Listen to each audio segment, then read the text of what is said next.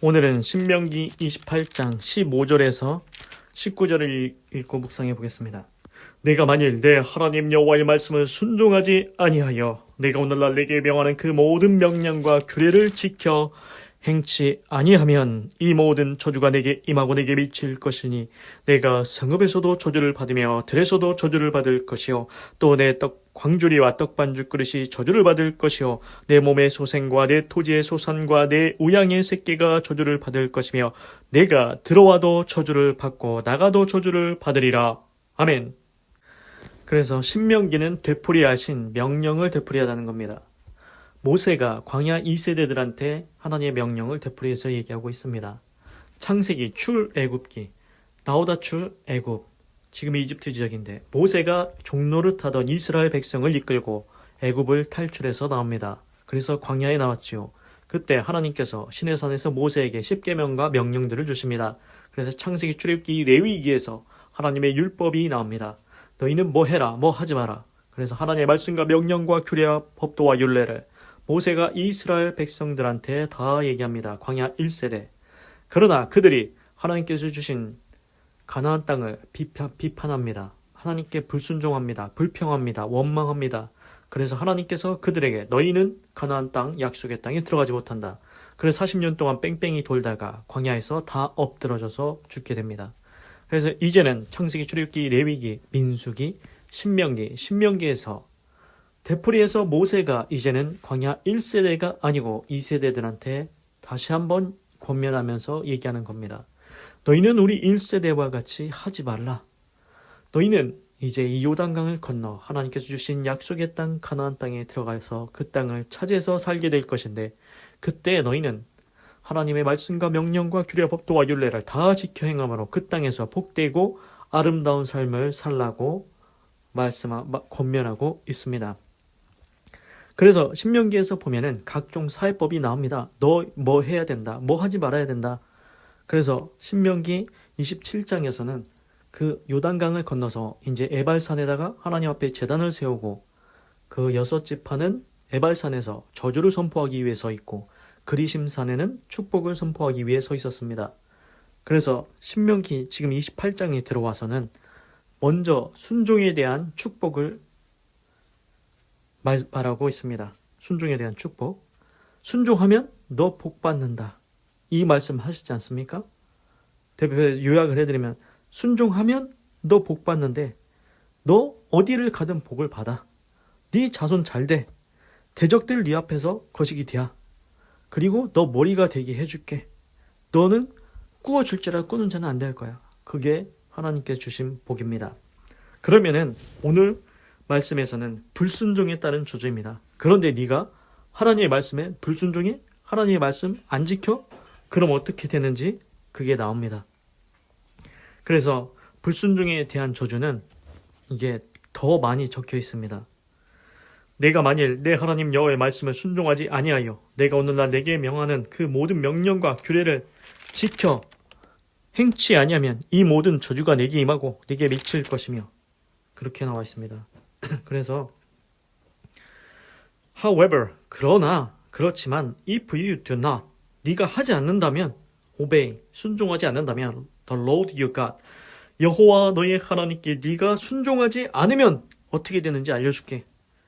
and do not 그리고 하지 않아 carefully follow 주의 깊게 따르지를 않아 all his command 하나님의 그의 모든 명령을 따르지를 않아 주의 깊게 따르지를 않아 and decree는 이제 법령 뭐 그런 겁니다. 그래서 하나님께 주신 명령과 법령을 주의 깊게 따르지를 않아. I am giving you today. 내가 오늘날 너에게 준. 그러니까 하나님이 내가 명령하는데 이거 해야 되고 이거 해야 되고 이거 하지 말아야 되고 이렇게 다 명령을 하는데 그거를 주의 깊게 안 따른다는 겁니다. 그러면 어떻게 되냐? All these curses 모든 이러한 저주가 하나만 있는 게 아닙니다. 저주도 엄청나게 많이 있습니다. 그래서 모든 이러한 저주들이 will come 올 거라는 겁니다. upon you 네 머리 위에 그러한 저주들이 오기 시작한다. and overtake you 그 overtake는 뒤따라가서 따라잡아서 붙잡다 뭐 그런 뜻입니다. 그러니까 우리가 유도무기 있지 않습니까? 유도 미사일 표적을 끝까지 쫓아가서 유격시키지 않습니까? 그 저주가 가만히 있는 게 아니고 너를 쫓아가서 끝까지 저주가 임하게 한다는 겁니다. 그래서 우리는 그런 생각을 했을 수도 있습니다. 야, 세상에 뭐 축복이 어디 있고 저주가 어디 있냐. 그런데 이제 우리가 만화 영화나 뭐 드라마, 영화 이런 데 보면은 막 어떤 사람을 미워하면은 막 저주하지 않습니까? 막 저주한다 막 그러고 막. 그런데 우리가 실상 저주한다고 그 사람이 뭐 잘못되고 뭐 그럽니까? 아, 그냥 욕하는 거랑 뭐 똑같은 거겠지. 뭐 이런 식으로만 생각했지 않습니까? 그냥 대수롭지 않게. 그런데 정말로 저주를 하면 저주가 임하기도 하고 축복을 하면 축복이 임하기도 합니다. 그 성경에 보면은 너 다른 집 어떤 집에 가면은 들어가기 전에 이 집에 평안이 임할지어다 축복을 선포하고 그렇게 선포하고 들어가지 않습니까? 그래서 그 집이 그 말을 받게 합당하면 그 집이 축복, 평안을 받을 것이고 만약 그것이 합당치 않으면은 네가 빈 평안이 그 축복이 너한테 되돌아올 거다. 그런 말이 있습니다. 그러니까 우리가 누군가를 축복한다? 우리가 축복의 말을 한다? 내 자신을 위해서 축복의 말을 한다? 그럼 그 축복이 임한다는 겁니다. 그리고 저주한다? 그 저주도 임합니다. 그래서 구약 성경에 보면은 발람과 발락 이렇게 나오는데 둘 중에 한 사람은 왕이고 한 사람은 이제 뭐 이제 좀 선지자 그 비슷한 역할을 하긴 하는데 이제 야 내가 돈 줄 테니까 야 내가 뭐 줄 테니까 야 이스라엘 백성 저 좀 저주 좀 해줘라. 그러니까 이제 처음에는 못한다. 하여튼 결국에는 이제 가서 이제 이스라엘 백성을 저주하기 위해서 그 사람을 초빙을 한 겁니다. 결국 이제 하나님이 하지 말라고 해서 이제 안 하려고 하다가 이제 갈아서 해라 하다. 근데 저주를 못합니다. 입에서 떨어지지가 않습니다. 대신 무슨 말이 나오냐? 축복이 나옵니다. 하나님이 그 사람 입에서 저주가 나오지를 못하게 합니다. 두 번, 세 번인가 네 번을 제발 좀 저주 좀 해달라고. 여기서 저주해봐라. 저기서 저주. 그것도 축복 저주도 자기 마음대로 안 되는 겁니다. 그래서 우리가 알 수 있는 건 뭐냐면은 이 축복과 저주가 그냥 아무 의미 없는 게 아니고 정말로 축복이 임하라 하면은 임하기도 하고 저주가 임하라 하면 저주가 내리기도 한다는 겁니다. 그래서 이게 축복 저주 아무 의미 없는 게 아니다. 정말 이게 큰 의미가 있다. 그리고 실제로 우리 삶에 일어난다. 이걸 알아야 되겠습니다. 그래서 16절 You will be cursed. 너는 저주 받을 거야. 어디에서? In the city. 도시에서 저주 받을 거야. And cursed in the country. 그리고 또 저주를 받아. 어디서? 시골에서. 그러니까 조건이 딱 하나입니다. 크게 보면. 하나님께 불순종하고 하나님의 모든 명령과 법규를 주의 깊게 안 따르면 어떻게 된다?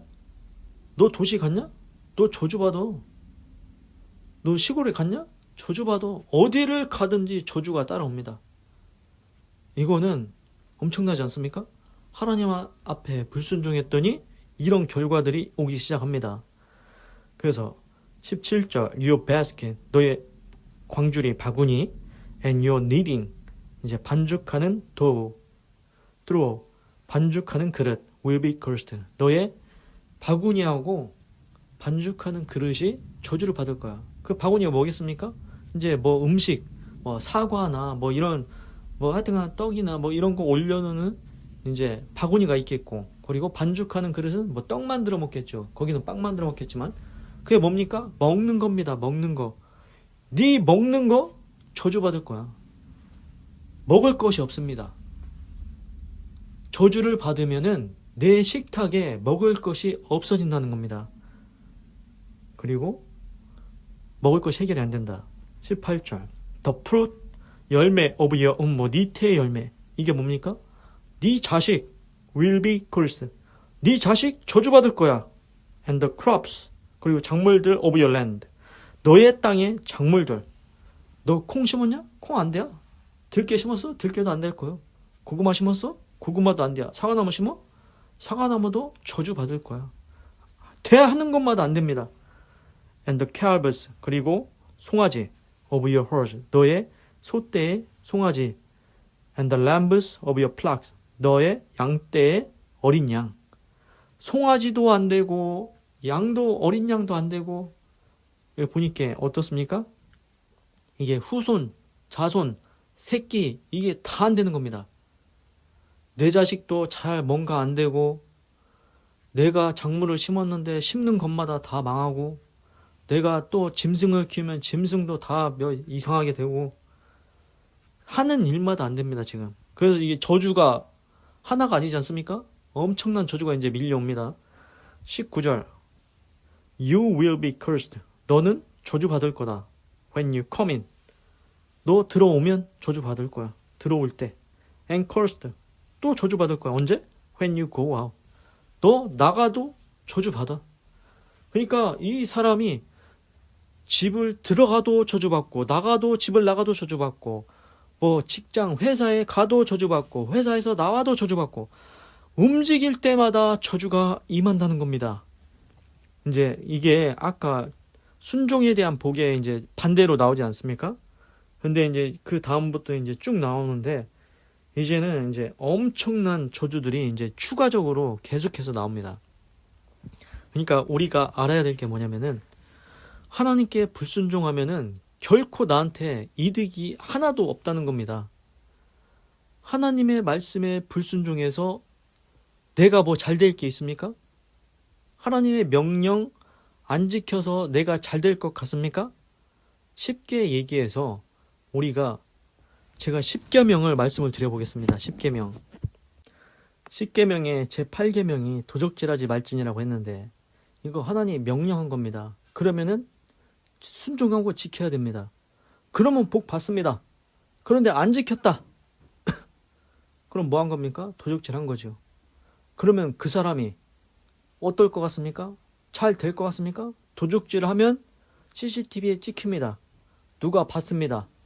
그러면은 도망다니기 바쁩니다. 도시에서 도망다니고 시골에서 도망다니고 먹을 것도 어떻게 구할 수가 저 사람이 훔쳤는데 그 돈이 이미 등록이 됐습니다. 이 돈 들어오면은 그 사람 신고해라. 뭐 물건을 살 수도 없고 밥을 사 먹을 수도 없고 사람들 눈에 띌까 두려워서 숨어 다니고 먹을 것이 해결이 안 되기 시작합니다. 그리고 그 자식 손가락질 받습니다. 제가 그 도둑놈 자식이랴. 에? 자식이 잘 되겠습니까? 자식 안 되죠. 그리고 작물을 심으면은 하나님이 때에 따라 비를 안 내려주십니다. 작물도 안 큽니다. 목축을 한다? 그러면 새끼가 병이 들든지 비실비실하든지 잘 안 되게 됩니다. 그래서 하나님의 말씀 안 지키면 결국 어디를 가든 들어갈 때도 저주받고 나가도 저주받고 하여튼간 인생이 저주로 가득 차게 된다는 겁니다. 그러면은 제가 지금 10계명에 제8계명 도적질하지 말라 이 명령을 하나 얘기했는데 10계명은 10개가 있습니다. 그리고 이스라엘 백성은 613개의 율법이 있습니다. 뭐 하라, 뭐 하지 마라 이런 게 다 있습니다. 그래서 그러면은 10계명의 제1계명이 뭡니까? 너는 나 외에는 다른 신들을 내게 있게 말지니라. 다른 신 따라가지 말라고 분명히 얘기했습니다. 이 계명이 너를 위해 새긴 우상 만들지 말고 또 위로 하늘에 있는 것이나 아래로 땅에 있는 것이나 땅 아래 물속에 있는 것에 아무 형상이든지 만들지 말며 그것들에게 절하지 말며 그것들을 섬기지 말라. 우상 만들어서 섬기지 말라. 나무로 뭐 만듭니까? 돌로 조각해가지고 뭐 우상 만듭니까? 소, 독수리, 코끼리 막 만듭니까? 돈 있으면 굴이나 동이나 은이나 금으로 부어서 만듭니까? 주주에서? 그런 거 지금 하지 말라고 하지 않습니까? 다른 신 섬기지 말고 우상 만들지 말고. 그리고 3계명이 뭡니까? 너는 너희 하나님 여호와의 이름을 망령되이 일컫지 말라. 하나님의 이름 아무렇게나 부르지 말라고 했고 4계명이 안식일을 기억하여 거룩히 지키라. 안식일 하나님 저는 이제 주일날이라고 부르지만 안 믿는 사람은 그냥 일요일이라고 하겠지요. 그래서 안식일을 기억하여 거룩히 지키라. 하나님께 예배 드리는 날이 있다는 것입니다. 지키라는 겁니다. 그래서 예를 들어 제1계명이 있으면은 하나님이 다른 신 섬기지 말라고 했는데 이계명 우상 만들지 말라고 했는데 우리는 뭘 하고 있습니까? 우리 조상들은 몰랐습니다. 성경이 안 들어왔고 하나님을 몰랐고 예수님을 몰랐습니다. 그래서 하는 게 뭐였습니까? 우상 앞에 가서 절하고 엎드리고 거기에다 빌고 돌 쌓고 거기에다 소원 빌고, 그게 지금 저주를 자처하는 일이었다는 겁니다. 하나님의 명령을 안 지켰지 않습니까? 분명히 뭐라고 했습니까? 하나님께 불순종하고 하나님의 명령 주의 깊게 안 지키면 저주가 임한다고 했습니다. 그런데 우리가 지난 날 동안 과거 해왔던 일들이 다 저주받는 일들이었다는 겁니다. 그러면은 지금은 알지 않습니까?